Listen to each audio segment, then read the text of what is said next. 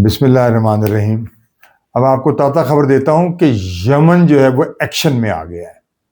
कैसे ईरान, आप ये देखें कि स्टेप बाय स्टेप, और इतनी अच्छी मैनेजमेंट जो अमेरिका और इसराइल में तो बिल्कुल नजर नहीं आती, जिस तरह ईरान चल रहा है। और मैनेजमेंट जाहिर रखें आप कि फौज में हमेशा जंग में जितनी अच्छी आपकी प्लानिंग होगी आप उतने कामयाब होंगे। बहरहाल अब यमन मैदान में आ गया है और यमन जा रहा है बाबे मंदक को बंद करने। यमन की फौजें चल पड़ी हैं और जो है पहले ही स्टेट ऑफ हुर्मुज़ अमेरिका के हाथ से निकल गया। अब लगता है बाबे मंदक में पहले भी जबरदस्त पूरी दुनिया की बहरी जहाजों को मजा चखाया था यमन ने, किसी को गुजरने नहीं दिया था। अब यमन उससे ज्यादा फोर्स के साथ बाबे मंदक में आ रहा है। देखें कि अब क्या होता है। स्ट्रेट ऑफ हुर्मुज़ तो पहले ही बंद है, स्ट्रेट ऑफ हुर्मुज़।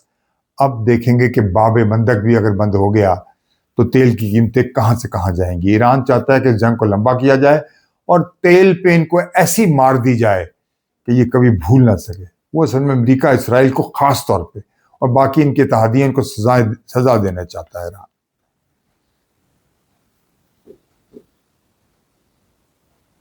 रूस ने कहा है कि अब इंडिया जो है अब दोबारा यू टर्न लेके रूस के पास गया है, ट्रंप से इजाजत लेके कि भाई हमें सस्ता तेल मिल जाए। रूस ने साफ इनकार कर दिया कि अब $1 भी कम आपको तेल नहीं मिलेगा। मोदी की तो शामत आई, चाहे अपने वो आजकल कर रहा है कि जी वो जो अंबानी है उसके जरिए से बेशुमार वो पैसा $300 बिलियन लगवा रहा है अमेरिका में एक ऑयल रिफाइनरी बनाने में। वो जो मर्जी कर ले, उसके दिन उसका सितारा और भारत भी टोटली इतना गर्दिश में है कि तबाही के अलावा इन्हें कुछ नहीं मिलेगा। ये अपनी तरफ से बड़ी चालाकियां कर रहे हैं कि हम जनाब ट्रंप की मोहब्बत में कर लें। ट्रंप की मोहब्बत आपको कभी भी नहीं मिल सकती।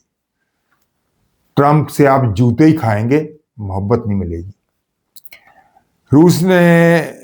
रूस की तो ऐसी किस्मत जागी है कि अब सारी दुनिया रूस की तरफ देख रही है गैस और तेल के लिए। और रूस की तो चांदी नहीं, कहते हैं ना चांदी हो गई, सोना और चांदी दोनों रूस का हो गया। रूस इतना फायदे में जा रहा है और जाहिर है चीन भी उसके साथ है, उसको प्रॉब्लम नहीं होगी। एक तो उसको भी शायद रास्ता मिल जाएगा, दूसरी चीन से कोई तकलीफ नहीं है ईरान को, दूसरा ये कि उसे रूस सब कुछ दे देगा। और दोनों मिलके जबरदस्त गेम खेल रहे हैं और बड़ी खामोश तरीके से ये गेम जारी है। ट्रंप तो ये समझ रहा है कि वो कुछ नहीं कर रहे, जबकि वो नहायत खामोश तरीके से ईरान की मदद कर रहे हैं, जो शायद ट्रंप की समझ से बाहर है। समझ तो पहले ही आप जानते हैं उसकी बहुत कम है। ट्रंप ने जो ताज़ा बयान दिया उसने अपने घुटने ही टेक दिए और वो बिल्कुल अकेला रह गया है। सारी दुनिया छोड़ गई सिवाय इसराइल के, ट्रंप का कोई साथ नहीं दे रहा, सबको धमकियां देता जा रहा है, लेकिन किसी को कोई परवाह नहीं ट्रंप की। उनको पता है कि जब हम आएंगे तो हमारी भी तबाही होगी। और वो जवाब ये दे रहे हैं कि जब आप नहीं रोक सके, इतने तगड़े होके बड़े दबंग तरीके से आए थे, तो हम क्या रोकेंगे। बात भी सही है।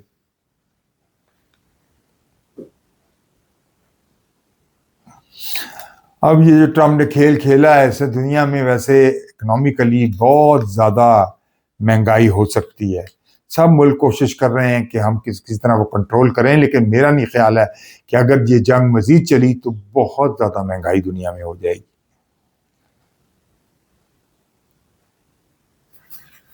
अमेरिका चाहता तो है कि वो इस जंग को रोके, लेकिन उसको फेस सेविंग नहीं मिल रही।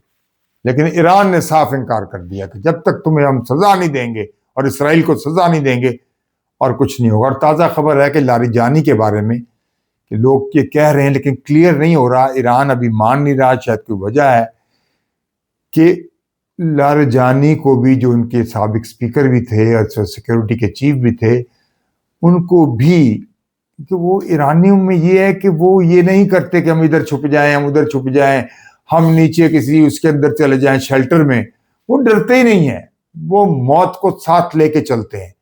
वो शहादत उन्होंने अपनी मंजिल बना रखी है कि शहादत, और वाकई बात भी सही है कि शहादत से बढ़ के कोई चीज नहीं है। पूरी तैयारियां 5-5, 6-6 की हैं कि एक आदमी नहीं होगा तो दूसरा तो नहीं, तीसरा तो चौथा नहीं होगा तो पांचवा नहीं, छठा, पूरी तैयारी की हुई है ईरान ने।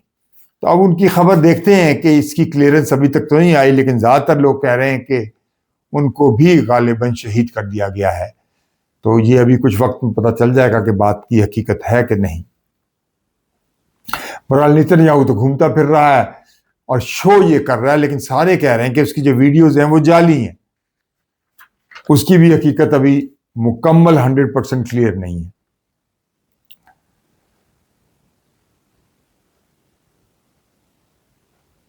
ट्रंप बहुत ज्यादा अपसेट है। ट्रंप इससे पहले शायद ही कभी इतना अपसेट हो कि वो देख रहा है कि बाहर से भी उसको जूते पड़ रहे हैं और अपने मुल्क से भी जूते पड़ रहे हैं।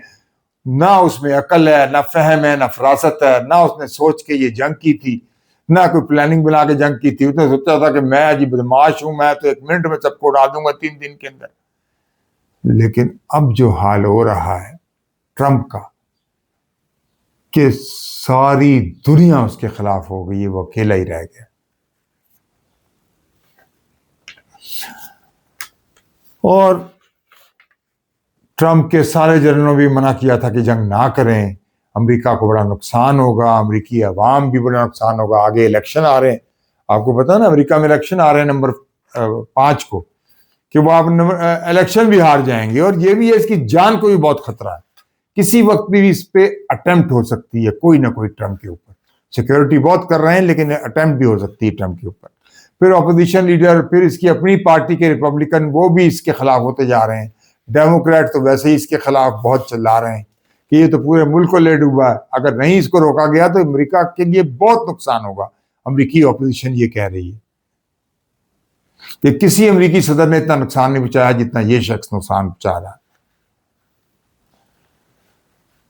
अब साउथ कोरिया भी सोच रहा है कि वो नॉर्थ कोरिया से बातचीत कर ले, क्योंकि ट्रंप अपना सारा असला, सारा पेट्रोट, सारा वो ठाड लेके वहां तक जा रहा है, वो छोड़ा, वो भी खिलाफ होता जा रहा है कि ये तो हमें सब बिल्कुल नंगा छोड़ के चला गया, हमारा दिफा ही कोई नहीं। तो वो ये सोच रहे हैं कि हम क्यों नहीं, हम भी कोरियन, वो भी कोरियन, हम साउथ कोरियन, वो नॉर्थ कोरियन, हम किंग जोंग यू से क्यों लड़ाई लें, हमसे सुलह कर लें, कहीं हमारे ऊपर कोई अटेम्प्ट ना हो जाए, कोई अटैक ना हो जाए खतरनाक।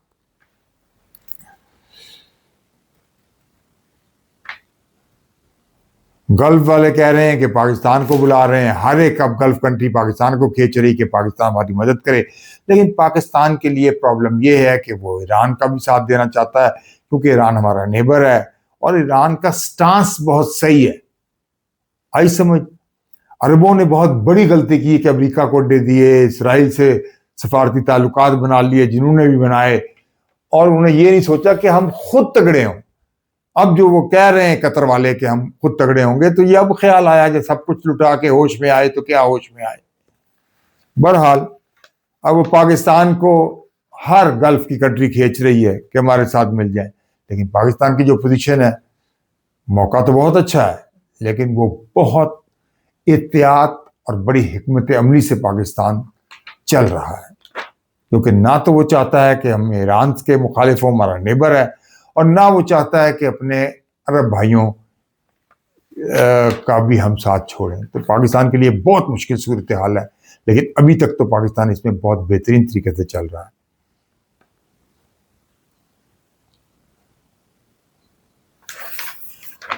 गल्फ वाले रो रहे हैं कि हमें तबाह करके अमेरिका चला गया।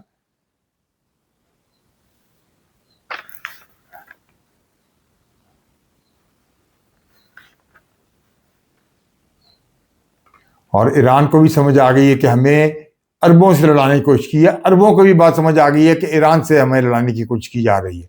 इतनी बड़ा गेम प्लान, और ये सब गेम प्लान के पीछे सबसे आगे जो है इस गेम प्लान के, वो इसराइल है। वो एक तीर से 4, 5, 10 निशाने चाहता है, बहुत खतरनाक है। जब भी इनके बारे में कुरान में आया कि तुम्हारे सबसे बड़े मुसलमानों के दुश्मन यहूदी होंगे और उसके बाद नसारा होंगे, बात अल्लाह की पत्थर पे लकीर है, और वही कुछ हो रहा है।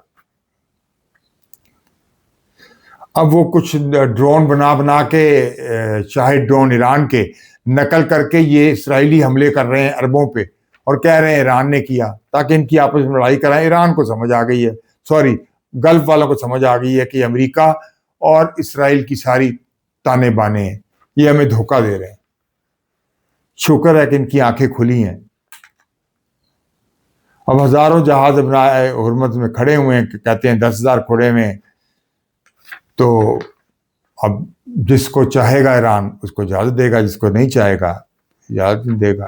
उधर से आप देखें कि उनका भी दिमाग ठीक नहीं हो रहा, अफगानियों का। उन्होंने बाजोड़ में हमला कर दिया जिसमें कोई 2 बंदे शहीद हो गए, एक बच्चा भी शहीद हो गया, और वो बाज नहीं आ रहे। पाकिस्तान ने फिर टका के उनको जवाब दिया है, जो उनके होश उड़ गए, काबुल में भी और इवन कंधार में भी, दोनों जगह। जब इन पे अटैक होता है तो मिन्नतें करना शुरू कर देते हैं। इनका समझ नहीं आ रहा, असल में इनको भारत चला रहा है, और ये इतने बेवकूफ हैं कि भारत की बातों में आके पूरा अपना मुल्क तबाह कर रहे हैं, और अपने सारे नेबरों से इन्होंने बना के नहीं रखी हुई।